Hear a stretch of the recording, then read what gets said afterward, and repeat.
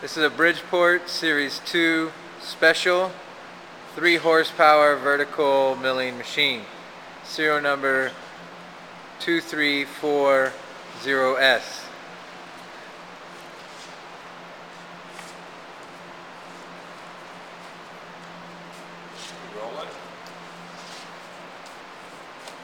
Alright, well we'll just jump right in on the spindle then and go from there. Got the drawbar laying out here, just kind of rattling around a little bit.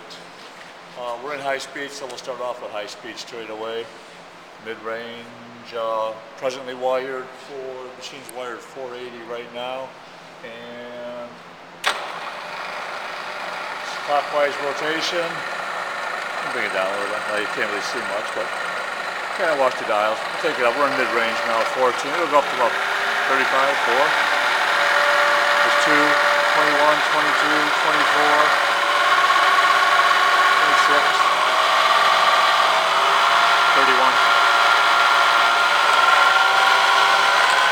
39, 42, that's it.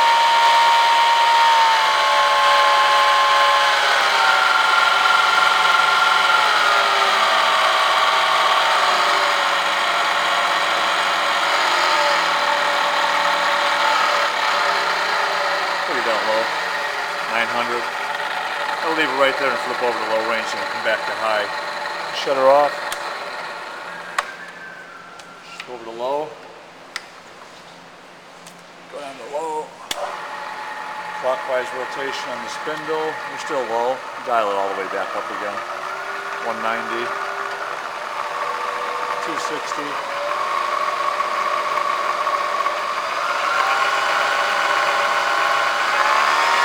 Pull up.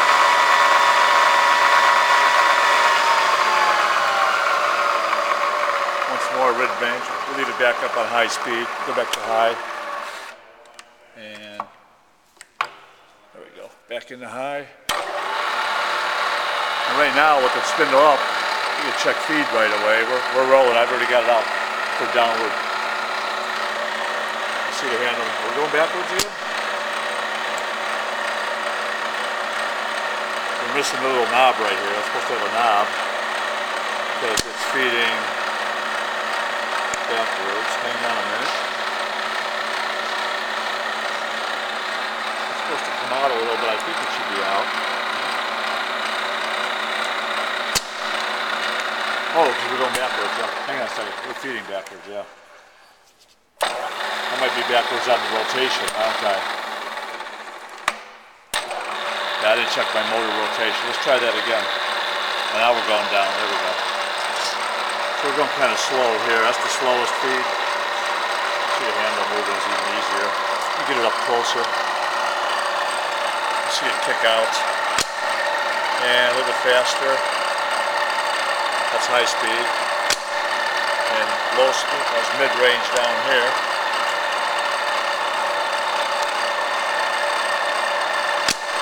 And so much for the feed. Back to low range.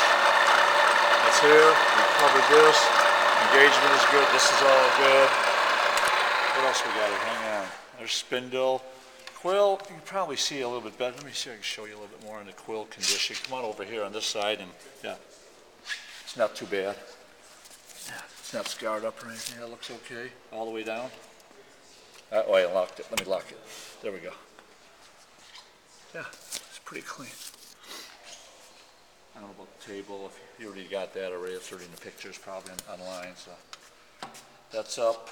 Backlash, minimal. Let's jump right into the DRO, we might as well. I've got this up and running. Backlash on the dial here is about, let's see, 10, 25 thousandths, but it works fine up here. I can go back and forth here. 4 places after the decimal goes into tenths. And X the same way. Now X is a little bit tighter. Right here. Minimal backlash. They both work. They both zero out pretty good. Okay, there we go. This works good. And just moving around here, might as well stay up here front here. We've got the drive situation here now. For whatever reason, there's 2 cherry switches up in here, Harold, but It works, electrically it all works, the motor. I have to take a look up in there. It's not switching back and forth off the switches. We get same rotation all the way. But electrically, the motor sounds real nice. We can dial it up, lower it down, wrap it. It's all good. The only problem is when we go into neutral, come back the other way, somebody screwed up there, I think. I don't know. It's supposed to go the other way. But that looks pretty good there. And stop. So that's all good. The digital's good, the scales are good, spindle's good, the 2-horse motor. Again, don't believe that tag, it's wired at 480. And coming around the side here, it does have a loop system on it. Back over here, this one works pretty good, not a problem. Pull it up, it pumps good, no problems there. They had some spritzers on here, probably some air misters or misters for cutting. I kind of cut all this out.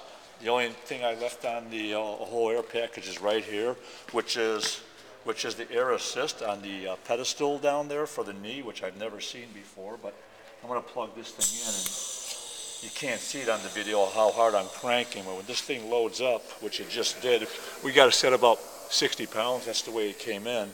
The vertical on the knee is really quite nice. This is going up, then that's a big knee on here. Look at this. This is good. I could do this one finger. So the air assist is really kind of nice to have. That whole must have a big bladder down in there because it loads up and fills up with air and just counterbalances this whole thing. And from an air pressure standpoint, 60, 70, 80 pounds, you could float this whole knee till you get it set, and then you lock it in. So that's good over there. The switch, like I said, they were using a solenoid or something for their air mister. So 2 separate feeds that came in with. I'm temped in.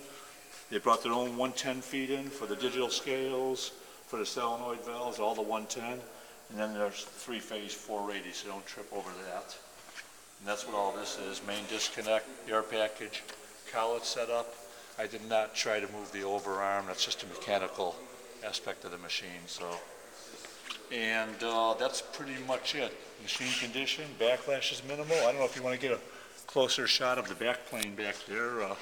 I can drop it down a little bit, but it all looks to be in pretty good shape. I don't see much problem there. Oh, and the apron, the table apron, I forgot. I've got a light here if you want to take a quick look at it, but actually, over on this side, you can kind of see it. It's really in pretty nice shape. I know you can't really tell on the camera, but this is nice though. This is in real good shape. This one's okay. This one's clean. Minimal wear and tear. A little bit more on the knee, as you can see. We've lost a little bit. There's the scraping marks there, and it took a little bit of the marks off here. It's worn, but it's not abused by no means. Yeah, I can get a rag here and just wipe that off. Yeah, it's not real bad. Yeah, maybe 2000s, typical wear and tear for a knee, even though I believe this was chrome plated at one time, but it's worn, but it's not gouged out by no means, so it's not looking too bad. That's pretty much it, buddy. All right, thank you. You got it.